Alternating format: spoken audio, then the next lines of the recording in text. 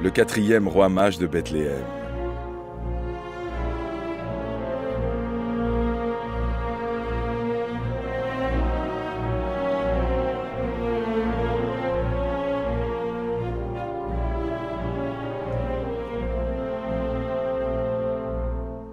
Il était une fois un roi qui ne ressemblait pas à un roi.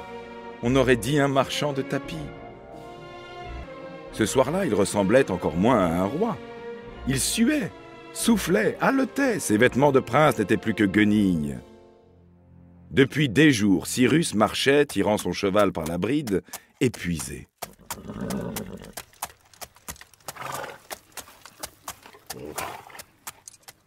Lorsqu'il parvint au sommet de la colline de Bethléem, il se mit à pleurer.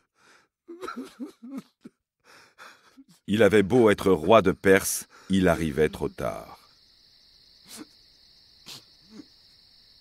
Oui, trop tard. Son expédition était un échec. Le roi de Perse s'assit sur un rocher qui surplombait la vallée. Le ciel était pur. Des milliers d'étoiles formaient comme une immense guirlande. Elle dessinait une flèche de lumière. Dans les collines sombres du village endormi de Bethléem, elle semblait désigner une grotte. Une grotte, à peine visible, creusée à flanc de rocher. Cyrus sécha ses larmes. Il était arrivé au but, enfin. Mais il était trop tard. Il arrivait toujours trop tard, depuis qu'il avait succédé à son père, le grand Cyrus. Sa femme, ses enfants, ses ministres, son peuple, tout le monde lui reprochait ses retards à répétition. Mais était-ce sa faute à lui s'il était lent et rêveur? À vrai dire, personne dans son entourage n'avait compris qu'il décide soudain, quelques semaines plus tôt, de rejoindre la caravane de ses cousins d'Orient, les rois mages.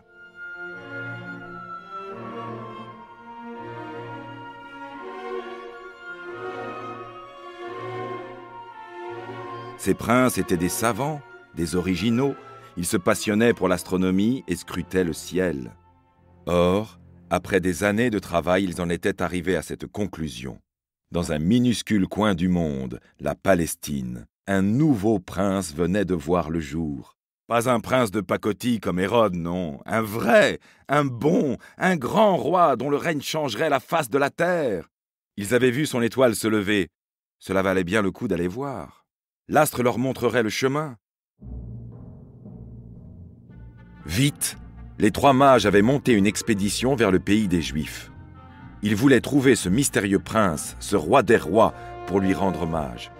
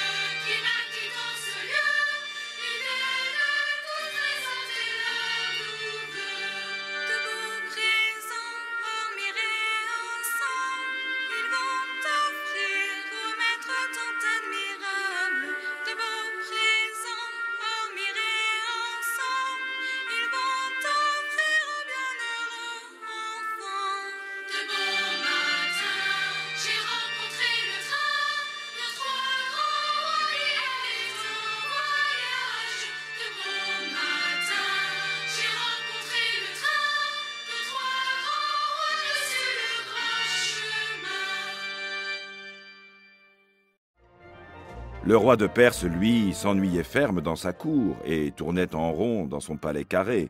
Mais le petit Cyrus était curieux. Il admirait la sagesse de ses cousins et désirait depuis toujours leur ressembler. Avoir appris la naissance d'un nouveau prince dont personne ne savait rien l'intriguait. Il ne voulait pas manquer quelque chose d'important. Avant de sauter sur son cheval, il avait tiré de sa cassette secrète 3 perles fines d'une immense valeur. Cela ferait un très beau cadeau pour le roi nouveau-né. Seulement voilà, le roi de Perse avait raté le rendez-vous avec les 3 mages. Il l'avait attendu pourtant, mais ils étaient finalement partis sans lui. Le roi de Perse avait bien tenté de rattraper leur caravane, mais que peut faire un cheval aussi têtu qu'un âne face à des dromadaires dociles aux immenses foulées? Et puis, bien des contretemps étaient survenus en chemin, des incidents, des accidents, bref, beaucoup de pépins. Le petit roi n'avait pu combler son retard. Il était seul désormais. Mais il avait suivi l'étoile. Les rois mages avaient dû arriver à Bethléem bien avant lui, et ils étaient déjà repartis sans doute. Le roi de Perse eut la tentation de faire demi-tour, puis il se ravisa. Après tant de kilomètres parcourus, tant de peines, n'était-il pas dommage de ne pas aller saluer ce nouveau seigneur, même dans cet état pitoyable? Son cheval s'était écroulé de fatigue, le petit roi décida d'y aller à pied.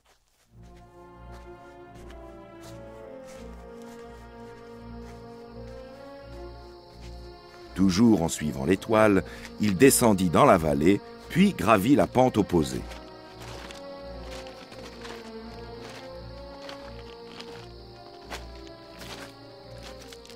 Dans la roche s'ouvrait une grotte. Celle-ci n'était qu'une étable pour les bêtes. Ne s'était-il pas égaré? Était-ce là vraiment une demeure de prince? Une étable au lieu d'un palais? C'était insensé. Cyrus poussa lentement la porte disjointe. Elle grinça. Ce qu'il découvrit le stupéfia. Entourée d'un âne et d'un bœuf, une femme très belle allaitait un nouveau-né enveloppé de langes. Un homme, barbu et costaud, retournait la paille sans les quitter des yeux.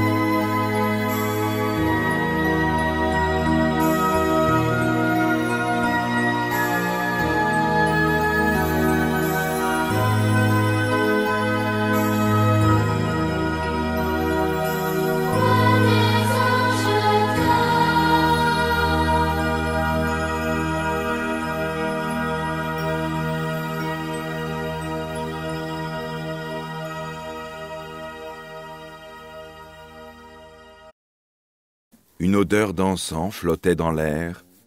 Il n'y avait ni trône, ni sceptre, ni couronne, ni baldaquin, ni garde du corps, seulement un coffret de myrrhe et quelques écus d'or posés sur un tabouret de vache et qui scintillaient à la lumière des torches. Pourtant Cyrus sut qu'il était arrivé à destination. Il se couvrit le visage, se prosterna devant l'enfant et prononça ces mots en bégayant « Seigneur, je vous salue. Je suis Cyrus le Petit, roi de Perse. Je suis venu de très loin pour vous présenter mes respects et vous rendre hommage. Hélas, il ne me reste plus que les respects. Les perles de la mer Persique, grosses comme des œufs de pigeon, je ne les ai plus. » « Vous êtes un vrai panier percé, » dit la femme en souriant. « Vous voulez dire un panier persan, » répondit le roi de Perse. Le mari éclata de rire, puis il demanda «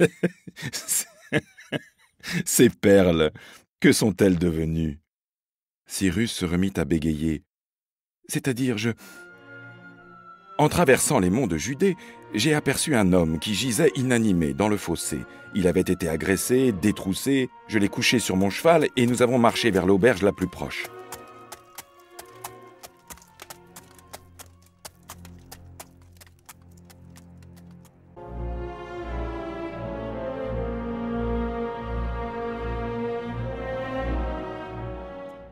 N'ayant pas d'autre moyen de payer l'aubergiste, je lui ai donné une des 3 perles pour qu'il le loge et qu'il le fasse soigner jusqu'à ce qu'il soit rétabli. « Et les 2 autres perles, cher ami ?» questionna l'homme qui s'appelait Joseph.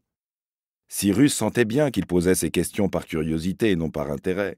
Cet homme ne réclamait rien. Son trésor, il l'avait sous les yeux. Le lendemain, reprit le roi de Perse, je pressais ma monture pour rejoindre la caravane des mages, lorsqu'en sortant d'un village, je découvris une femme, agenouillée dans le sable, très fardée, la robe déchirée. Une quinzaine d'hommes l'entouraient. Ils l'insultaient. « Adultère ! Pécheresse !» Chacun avait en main des cailloux aux arêtes coupantes. Ils allaient la tuer, lui jeter les pierres à la tête. Alors, n'y tenant plus, je lançai la 2e perle aux pieds de l'accusé. « Voici le prix de sa liberté, ô docteur de la loi !» J'aidai la femme à se relever et l'emmenai loin hors du cercle de la haine. « Il te restait donc une perle ?» remarqua Joseph d'une voix grave et douce. « L'aurais-tu perdue ?»« Même pas, » répondit Cyrus. « Je l'ai donnée. Comment vous expliquer ? En réalité, j'aurais pu être chez vous hier vers midi. Mais en approchant de Bethléem, je passais par un village. Il était en flammes.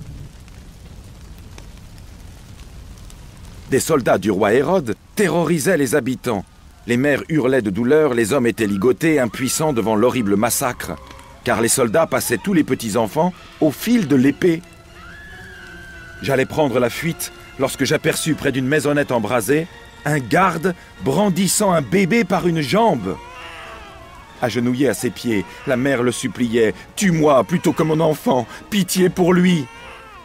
Mais l'odieux milicien ricanait. « Alors, monseigneur, me le pardonnerez-vous ? Je n'avais pas d'armes, et la bravoure n'est pas mon fort. Aussi je tirai de ma bourse la dernière perle. Et j'achetai l'enfant au mercenaire pour le rendre à sa mère. Voilà pourquoi je suis ici, en pleine nuit, et les mains vides. La honte m'étouffe. Mais vous paraissez si bon. » Le silence régna dans les tables lorsque Cyrus se tut, même l'âne et le bœuf retenaient leur souffle. Joseph prit la parole. « Petit roi de Perse, tu es pardonné. » Cyrus était quoi? Il déglutit bruyamment. Joseph lui dit « Moi, je te l'affirme. Il est plus facile à ton cheval de passer par le trou d'une aiguille qu'à un riche d'entrer dans le royaume des cieux. » Puis montrant le bébé, il reprit « Tu arrives pauvre devant le roi des pauvres, avec la seule richesse de ton cœur généreux. Sois béni, va en paix. » Alors Marie murmura « Approche, Cyrus. »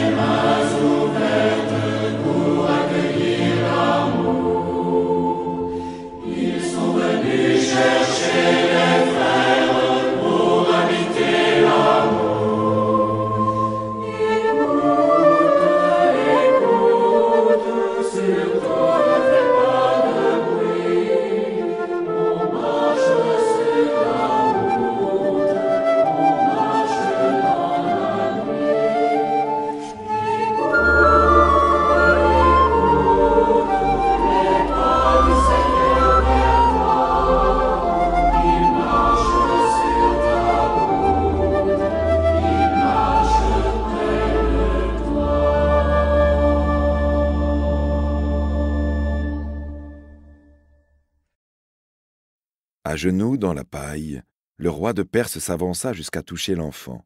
Spontanément, il ouvrit ses mains vides, en signe d'offrande et d'impuissance. L'enfant se détacha alors de sa mère et se tourna vers lui, l'étranger. Il avait tout entendu, il avait tout compris. Il glissa ses 2 menottes blanches dans les paumes brunes, avec un sourire qui illuminera le monde jusqu'à la fin des temps. Joseph s'essuya les yeux, l'âne caressa l'encolure du bœuf. « C'est son premier sourire, il est pour toi », murmura Marie, tandis que sur ses joues coulaient 3 larmes de joie. Comme elles brillaient, ces larmes. Elles brillaient comme 3 perles précieuses de la mer de Perse.